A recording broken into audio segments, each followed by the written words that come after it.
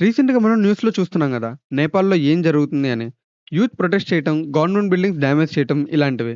అసలు ఈ ప్రొటెస్ట్‌కి మెయిన్ రీజన్ ఏంటి? సోషల్ మీడియా బ్యానా? లేదా వెనకాల ఇంకేదైనా రీజన్ ఉందా అనేది ఈ వీడియోలో తెలుసుకుందాం. ఇదంతా అర్థం కావాలంటే ముందు మనం నేపాల్ హిస్టరీ గురించి తెలుసుకోవాలి. 1768 నుంచి నేపాల్‌ని షా అనే డైనస్టీ రూల్ చేస్తుంది.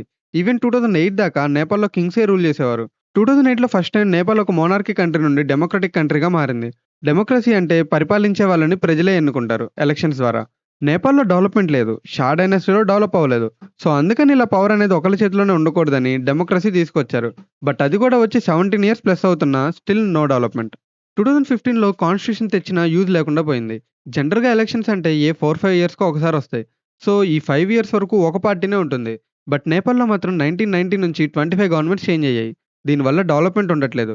ఎందుకంటే ఒక పార్టీ వాళ్ళు స్టార్ట్ చేసిన డెవలప్‌మెంట్ ఇంకో పార్టీ వాళ్ళు కంటిన్యూ చేయట్లేదు. కంప్లీట్‌గా కరప్షన్‌తో నిండిపోయింది.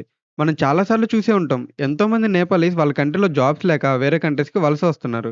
ఈవెన్ ఇండియాలోకి ఎవ్రీ ఇయర్ ఎంతోమంది జాబ్స్ కోసం వస్తున్నారు. ఇప్పటికే ఆల్రెడీ 30,00,000 నేపాలీస్ ఇండియాలో వర్క్ చేస్తున్నారు. ఇలా వాళ్ళ కంట్రీలో ఒక పక్కన ప్రాపర్ డెవలప్‌మెంట్ లేదు. యూత్‌కి జాబ్స్ లేవు. సరైన ఫెసిలిటీస్ లేవు. ఇవన్నీ ఒక ఎత్తనుకుంటే ఫుల్‌గా కరప్షన్ ఉంది. ఇది one of the main reason development లేకపోవటానికి. ఎవరు రూలింగ్‌లోకొచ్చినా ప్రజలకు మంచి చేయటం పక్కన పెట్టి తిరిగి వాళ్ళ దగ్గర నుంచి దోచుకుంటున్నారు. ఒక సైడ్ పొలిటీషియన్ పిల్లలు లగ్జరీ లైఫ్‌ని ఎంజాయ్ చేస్తుంటే, ఇంకో పక్కన దేశ ప్రజలు కష్టపడుతున్నారు. ఇదంతా వాళ్ళు ఎన్నో ఇయర్స్ నుండి చూస్తున్నారు. ఏదో ఒక రోజు చేంజ్ వస్తుందని ఎదురు చూస్తున్నారు. కానీ ఎన్ని ఇయర్స్ అయినా సరే ఆ చేంజ్ మాత్రం రావట్లేదు. రీసెంట్‌గా సోషల్ మీడియాలో ఒక వీడియో వైరల్ అయింది. ఆ వీడియోలో పొలిటీషియన్స్ పిల్లలు ఎంత లగ్జరీగా లైఫ్ అనుభవిస్తున్నారో క్లియర్‌గా చూపించారు. యూత్ మొత్తం ఈ వీడియోని ట్రెండ్ చేస్తుంది. సోషల్ మీడియా ద్వారా గవర్నమెంట్‌ని క్వెషన్ చేశారు. దీనివల్ల గవర్నమెంట్‌కి బ్యాక్‌లాష్ వస్తుందని చెప్పి గవర్నమెంట్ ఒక డెసిషన్ తీసుకుంది. సెప్టెంబర్ 4 కల్లా కంట్రీలో ఉన్న అన్ని సోషల్ మీడియా ప్లాట్‌ఫార్మ్స్ గవర్నమెంట్ అండర్‌లో రిజిస్టర్ అవ్వాలని జెప్పి 15 డేస్ టైమ్ ఇచ్చింది. జస్ట్ రిజిస్టర్ అవ్వడం మాత్రమే కాదు. ఆ యాప్ వాళ్ళు ఒక ఆఫీస్ స్టార్ట్ చేయాలి. ప్లస్ అందులో నుంచి వాళ్ళకి రిప్రజెంటేటివ్‌గా కూడా పీపుల్ ఉండాలని చెప్పి రూల్ పెట్టింది. బట్ కంపెనీస్ అలాంటి వాటికి ఒప్పుకోలేదు. ఇచ్చిన డెడ్‌లైన్ లోపు రిజిస్టర్ అవ్వలేదు.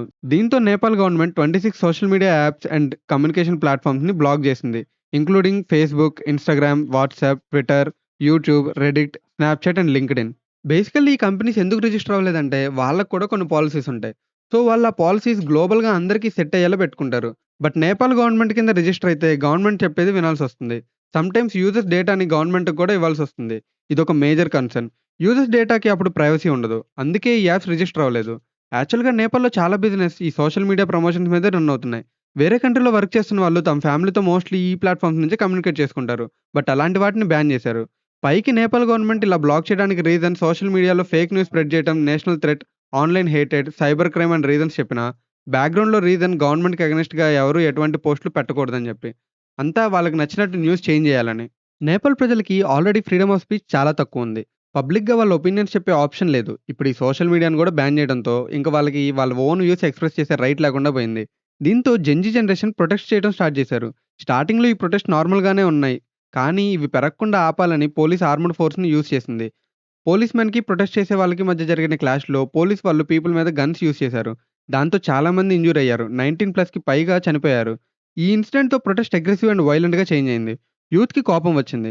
క్యాపిటల్ అయిన కాఠ్మండు నుంచి స్టార్ట్ అయిన ప్రొటెస్ట్ కంట్రీ వైడ్‌గా స్ప్రెడ్ అయ్యాయి. ఎన్నో గవర్నమెంట్ బిల్డింగ్స్‌ని డిస్ట్రాయ్ చేశారు. పార్లమెంట్ అండ్ ఈవెన్ సుప్రీం కోర్ట్‌ని కూడా తగలబెట్టారు. చాలా పెద్ద లెవెల్‌కి ఇది చేంజ్ అయింది. ఆర్మీ వాళ్ళు కూడా రంగంలోకి దిగాల్సొచ్చింది. అయినా సరే ఇవి ఇంకా ఆగలేదు. ఒక్క గవర్నమెంట్ బిల్డింగ్స్‌నే కాదు, పబ్లిక్ ప్రాపర్టీస్‌ని, హోటల్స్‌ని ఇంకా చాలా ప్లేసెస్‌ని డెస్ట్రాయ్ చేశారు. ఈ ప్రొటెస్ట్ వల్ల నేపాల్ గవర్నమెంట్ పడిపోయింది. ప్రెజెంట్ ప్రైమ్ మినిస్టర్ అయిన కేపీ శర్మ ఓలీ సెప్టెంబర్ 9న తన పదవికి రిజైన్ చేశారు. ఈవెన్ సోషల్ మీడియా బ్యాన్ తీసేశారు గూడా. అక్కడితో ఈ ప్రొటెస్ట్ ఆగుతాయనుకుంటే స్టిల్ అప్పటికీ ఆగలేదు. మనం న్యూస్‌లో చూస్తున్నాం. ఫైనాన్స్ మినిస్టర్‌ని నీటిలోకి తోసేయటం, పొలిటీషియన్స్ భయపడి ఎమర్జెన్సీ హెలికాప్టర్స్ యూజ్ చేసి పారిపోవటం. చెప్పాలంటే స్లోగా వాళ్ళు ప్రొటెస్ట్ స్టార్ట్ చేసిన రీజన్ డైల్యూట్ అయిపోయింది. వాళ్ళు ప్రొటెస్ట్ స్టార్ట్ చేసింది కరప్షన్ అండ్ సోషల్ మీడియా ఇంకా డెవలప్‌మెంట్ లాంటి రీజన్స్ అయితే లాస్ట్‌కి అది వాళ్ళ ఓన్ ఇన్‌ఫ్రాస్ట్రక్చర్‌ని పాడు చేసుకునేలా మారింది.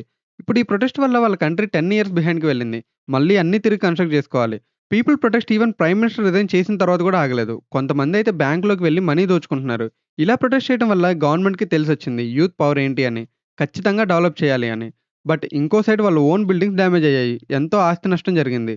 చాలా మంది ప్రాణాలు కోల్పోయారు. వీటన్నిటి నుంచి కోలుకోవడానికి కొన్ని ఇయర్స్ పడుతుంది.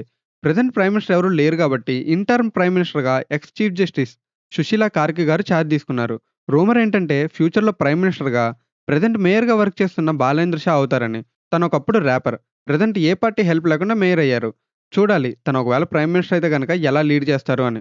అన్ని న్యూస్ ఛానెల్స్ చెప్తున్నట్టు ఈ protest main reason social media ban మాత్రమే కాదు. యాక్చువల్ కోర్ రీజన్ ఎన్నో ఇయర్స్‌గా వాళ్ళు ఫేస్ చేస్తున్న ప్రాబ్లమ్స్ అండ్ కరప్షన్. ఇలాంటి గవర్నమెంట్‌ని ఎన్ని సార్లు అడిగినా ఏ మార్పు రాకపోవటం. ఈ సోషల్ మీడియా బ్యాన్ అనేది ఒక ట్రిగ్గర్ పాయింట్ మాత్రమే. కొంతమంది ఏమంటున్నారంటే ఈ ప్రొటెస్ట్ జరిగింది ఓన్లీ యూత్ వల్ల మాత్రమే కాదు. కావాలనే కొంతమంది యాంటీ సోషలిస్ట్ పీపుల్ ఇలా రెచ్చగొట్టి చేయించారని. Even China and other countries influence కూడా ఉందని అంటున్నారు. నేపాల్ గవర్నమెంట్‌ని వీక్ చేస్తే పొలిటికల్‌గా వాళ్ళకి యూజ్ అవుతుందని. హిస్టరీలో ఇదే ఫస్ట్ టైమ్ 24 అవర్స్‌లో యూత్ గవర్నమెంట్‌ని పవర్ నుండి రిమూవ్ చేయటం. ప్రజల్లో అవినీతి వస్తే సాల్వ్ చేయాల్సింది గవర్నమెంటే. బట్ అదే గవర్నమెంట్ అవినీతిని చేస్తే, అది కూడా ఎప్పటికి చేంజ్ అవ్వకపోతే, తిరుగుబాటు ఎంత తీవ్రంగా ఉంటుందనే దానికి ఈ ఇన్సిడెంట్ ఒక ఎగ్జాంపుల్‌గా మారింది. ఈ ఇన్సిడెంట్‌తో యూత్ పవర్ ఏంటో ప్రపంచానికి తెలిసింది. దీంతో ఒక నేపాల్ అనే కాదు, వేరే కంట్రీ గవర్నమెంట్స్‌కి కూడా ఒక ఇండికేషన్ వెళ్ళినట్టు అయింది. డెవలప్ చేయకుండా ప్రజల మనీ దోచుకుంటే ఏం జరుగుతుంది అనేది. అండ్ అప్రిషియబుల్ థింగ్ ఏంటంటే ప్రొటెస్ట్ చేసిన యూతే తిరిగి రోడ్స్‌ని క్లీన్ చేస్తున్నారు. హోప్ దీని నుంచి వాళ్ళు త్వరగా బౌన్స్ బ్యాక్ అయ్యి ఫాస్ట్‌గా డెవలప్ అవుతారని. ఈ వీడియో మీకు ఇన్ఫర్మేటివ్‌గా అనిపించిందనుకుంటున్నాం. ఈ వీడియో మీకు నచ్చితే లైక్ చేసి షేర్ చేయండి. ఇలాంటి మరెన్నో ఇంట్రెస్టింగ్ ఫ్యాక్ట్స్ కోసం అమిగో ఫ్యాక్ట్స్ ఛానెల్‌ని సబ్స్క్రైబ్ చేయండి. మరో ఇంట్రెస్టింగ్ వీడియోతో మళ్ళీ కలుద్దాం. Until then take care. Bye by.